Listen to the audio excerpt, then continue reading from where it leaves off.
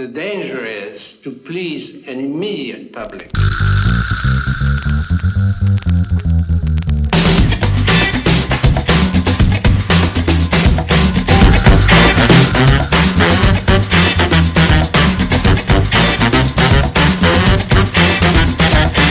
Hello everybody and welcome to the Artist Provocateur. I'm Josephat and today we're going to be talking about some controversial works by some of the most celebrated and recognized artists in history. Michelangelo, Caravaggio, and Thomas Eakins. Michelangelo di Ludovico Buonarroti Simone, also known as Michelangelo, was a Florentinian artist, painter, sculptor, and poet of the High Renaissance era.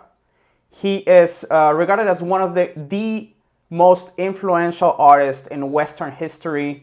He is compared only to Leonardo da Vinci, and he's been called the greatest artist of his age and sometimes even the greatest artist in history. He is the best documented artist of the 16th century. He sculpted his two most famous works, La Pietà and David, before he was 30. And although he had a very low opinion on painting, he created two of the most iconic pieces of the Western art: the ceiling of the Sistine Chapel and the Last Judgment on the altar wall. Michelangelo was the first artist to have his biography published while he was still alive. There were actually two biographies published while he was alive. And one of them by Giorgio Vasari proposes that he transcends the work of any other artist, living or dead. In his lifetime, Michelangelo was often called Il Divino, the Divine One. His contemporaries were really big admirers of his work, his terribilità, his ability to instill a sense of awe into his works. The attempts of subsequent artists to imitate his work actually were the origin for Mannerism, the next major Western art movement. The ceiling of the Sistine Chapel is regarded as one of the greatest, most recognizable artworks in history. On the side behind the altar is the Last Judgment.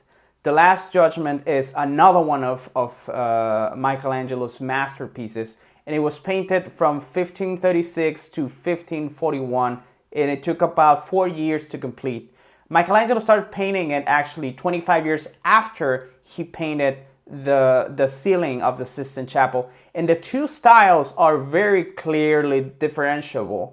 You can definitely see a much more mature Michelangelo. By the time he finished painting the wall of the altar, he was 67. The Final Judgment is a fresco. That means it's pigment applied on wet plaster, so it cures and it adheres to the plaster once the plaster dries. It's an incredibly complicated technique, and it requires a lot of precision because the time frame to work with the paint is limited. The Last Judgment shows the second coming of Christ and God's final judgment. There are over 300 figures painted on this fresco, and it's an impressive number considering the variations and the poses and the different studies of the human figure that Michelangelo put into it. The painting is inspired by Dante's Divine Comedy. In it we can see the saved ascending to heaven and the sinners going to hell. It became famous for its display of genius, but it also became famous for the scandal and the controversy that it created. All the figures in the Last Judgment are painted in the nude. This created a huge outrage when it was revealed. Michelangelo was heavily criticized, and he was said to have created a controversy between art and religion. After the artist's death, the artist Daniel da Volterra was actually commissioned to paint clothing onto the figures and to create loincloths and some leaves that would cover the genitals. But they actually stood there all the way to the 1980s when there was a controversial restoration of the fresco in the Sistine Chapel. And a lot of people were actually demanding that they be removed. But In the end, the Vatican decided that the loincloths and the leaves were as much part of the history of the fresco as the original painting itself, so they decided to keep them. Michelangelo used artistic license to portray some of the Christianity's most famous elements the way they've never been seen before. He had a beardless Christ, he had angels with no wings, and he didn't have the throne of Christ. The work was commissioned by the Pope, but a lot of Catholics felt like the Last Judgment was not an appropriate subject for the Pope's private chapel. Actually, the Master of Ceremonies, Biagio de Cesena, he deemed the fresco completely shameless, and he said it was more in tune with taverns or bathhouses than an actual chapel. In response to this, of course, Michelangelo decided to put him in the painting. So he gave Minos, the judge of the underworld, the face of Cesena, and he has him in a very unflattering depiction. He has him with donkey ears, and there's a snake biting his genitals. So it's a very Michelangelo kind of revenge. The satirist Pietro Aretino actually accused Michelangelo of being godless and a homosexual. So in response to this, again, Michelangelo decided to put him in the painting. So he gave his face to Saint Bartholomew, who is very stern, and he's holding his own flayed skin. Actually, it's well known and it's well believed by historians that Michelangelo put his own face into this flayed skin that hangs from his arm. The restoration works remove layers of grime and uncover a lot of small details that were never seen before. There was a lot of protest about this restoration because people said that it was gonna steer away from what Michelangelo originally intended for the fresco to look like. But the joke was actually on them, because thanks to this restoration, we were able to get this vibrant blue sky and saturated colors and all these petty revenge pieces that he painted throughout the painting. This is, in a sense, Michelangelo's revenge from beyond the grave. About 100 years later, another Michelangelo Merisi da Caravaggio, also known as Caravaggio, was an Italian painter who worked mostly in Rome, and he was a formative, defining figure for the creation of the Baroque period, for the start of the Baroque period. He worked right out of mannerism, and he employed this technique called chiaroscuro, which is a use of lights and shadow in painting that, when taken to the extreme, as he did, is actually called tenebrism. Caravaggio's painting combined an observation of human state, both emotional and physical, with very dramatic light. He developed a name for himself as an artist, as well as a very violent and touchy and provocative man. As a matter of fact, on a brawl that he was on, he ended up killing a man and was later on accused as a murderer. So there was a bounty on his head, and that forced Caravaggio to spend the last years of his career and his life fleeing from one town to the next. Caravaggio made tenebrism his dominant style, and in it he actually darkens the shadows, and he has some other characters appear as if they were inside these bright shafts of light. He depicts some really crucial moments, such as violent struggles and torture and death. He worked very rapidly. He preferred not to sketch, and instead he painted straight onto the canvas without previous studies, which is extremely hard to do. In 1599, Caravaggio signed a contract with the Vatican to deliver two monumental paintings. Almost a year later, he finished The Calling of St. Matthew and The Martyrdom of St. Matthew. His artistic genius became infamous. Caravaggio became the most sought-after painter in all of Rome, but he was also met with some harsh criticism from the church. Caravaggio produced his first inspiration of St. Matthew, which he called St. Matthew and the Angel. And St. Matthew and the Angel is a masterpiece of divine humanization. I'm going to stop for a second to explain a concept. The gospel. The gospel is supposed to be written by men through the inspiration of God. It's supposed to be God's living word.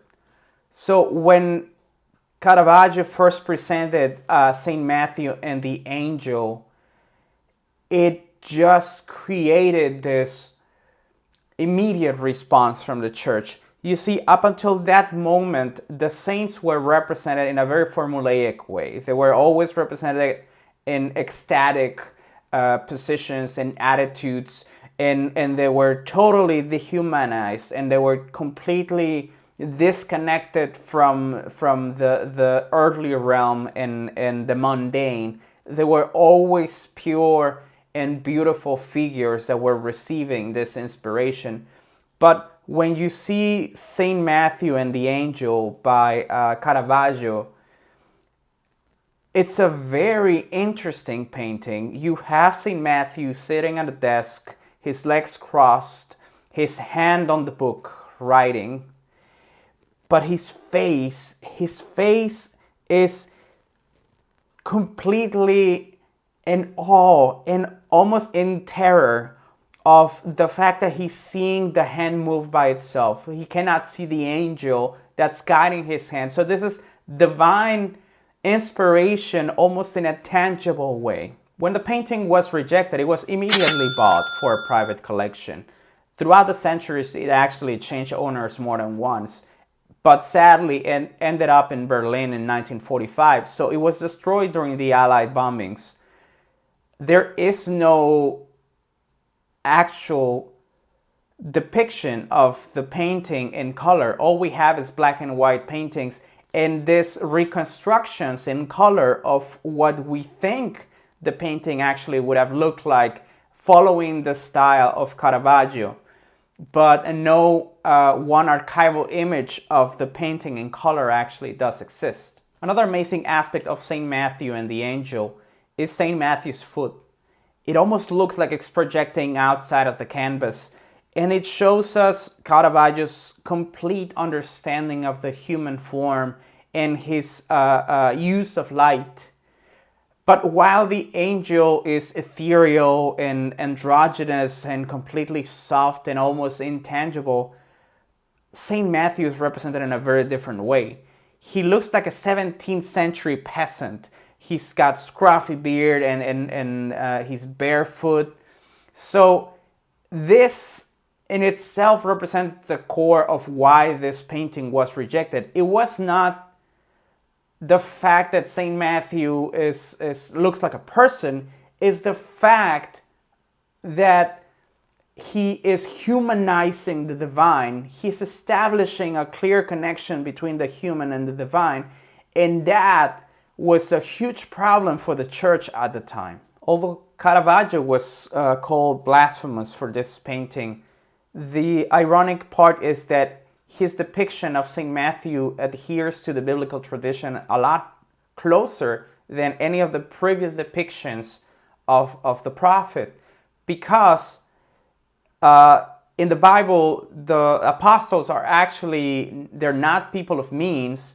They live on the fringe of society. So this is much closer than what they would actually look like. But of course, the church was not ready to accept this image of an apostle at the time. There was a clause on Caravaggio's contract that said if for whatever reason the church rejected the painting, he would have to pay another artist to replace him and paint the painting instead of him. But instead of doing that, he decided to create a second version of St. Matthew and the Angel. This version was actually approved by the church, and it's the same painting that still hangs at the chapel Contarelli to this day. Many years later, at the turn of the 20th century, Thomas Eakins was a photographer, a painter, a realist painter.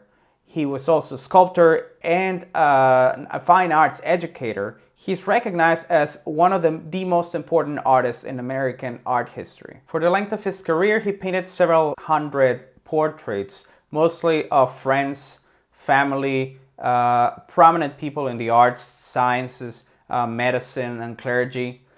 As a group, the images actually offer a very interesting view into the intellectual and arts life of Philadelphia in the 19th and 20th century, the early 20th century. But as individual pieces, they are very incisive depictions of thinking persons, of real live persons. Eakins produced a number of large paintings that took the portrait out of the drawing room and into the parks, the arenas, offices, streets, and even the surgical amphitheaters, where he was able to study his favorite subject, which was either nude models or lightly clad models in motion, which he then turned through his very vast study in perspective into this dramatic scenes where light becomes a huge element. In 1875, he painted the Gross Clinic, which is considered one of the greatest works of the 19th century American art. It was received with a lot of controversy from the moment it was finished. It was actually denied the right to be exhibited at a gallery, but it was instead exhibited at army tents. Years later, when it was presented in New York, the Gross Clinic was praised for its execution, but it was actually rejected again for its subject.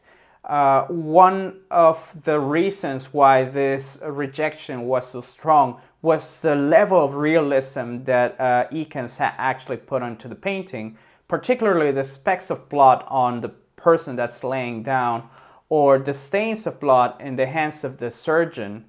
It was considered to be too clinical, too real, to be accepted by the American Victorian society, and it was deemed too controversial. Even the composition, which is very dark and very crowded, was thought to be too morbid and therefore too much for the sensibilities of the audience. In the Gross Clinic, which is actually called Portrait of Dr. Samuel D. Gross, we see Dr. Gross in the middle of this amphitheater lecturing his medical students. As they dutifully dissect this body, they seem to be working on some incisions on this almost indecipherable lump of flesh. We see on the corner this lady that just turns her head in horror and it's just too overwhelmed with the experience. Right in the center, in perfect lighting, almost like there's light emanating from him, Dr. Gross dictates the lecture.